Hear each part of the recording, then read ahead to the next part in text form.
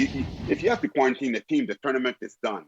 George the Rock Laraque has both played in the NHL and survived COVID-19. 13 seasons in the show and 5 days in the hospital certainly offers some perspective in both playing the game and battling a disease that threatens to stomp out the rest of the NHL season. Now, despite being hit hard by COVID-19, Laraque continues to show support for the NHL season amid this ongoing pandemic. I was really curious where they're going to pick the hub cities because I know Gary Bettman tried to grow the sports in the States, but you look at Vegas where we're supposed to be, that it wasn't a safe environment.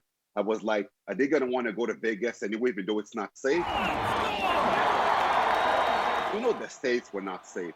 So that if the league had to pick two hub cities in Canada, it tells you a lot about how they really wanted to find a place that was safe for the players. 130 NHL players voted not to move forward with the hockey season, and George shares what it's like from a player's point of view. And I understand some of the guys that were against it because, during this crisis that we've never been through, leaving your family and your kids alone, it's a tough thing to go away and confinement and to be like, you know what, I'm going to go play hockey, having fun while your wife's taking care of the kids while they're staying inside. They can't do anything. Now, a marathon runner, Laraque not only tested positive for COVID-19 the first week of May. After going back to the hospital, he was actually diagnosed with pneumonia and put on oxygen. Now, he shared that he doesn't normally scare easily, but at this point, he was frightened for his life. Now, despite all of that, he says he feels like the current NHL players are in a bit of a different situation almost 3 months later. Well, the thing is, which is good, they're testing guys every day.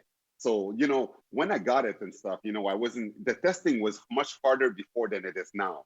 Now, every staff, there's 52 staff, like including staff and players per team, that's going to get tested every single day to make sure that everything is safe. And George, usually the tough guy on the ice, now ready to tackle a totally different type of feat. Oh, yes, I'm 100%, and I'm back on my marathon training. I'm going to run my third next year. In Calgary, I'm Sarah Freemark for City News.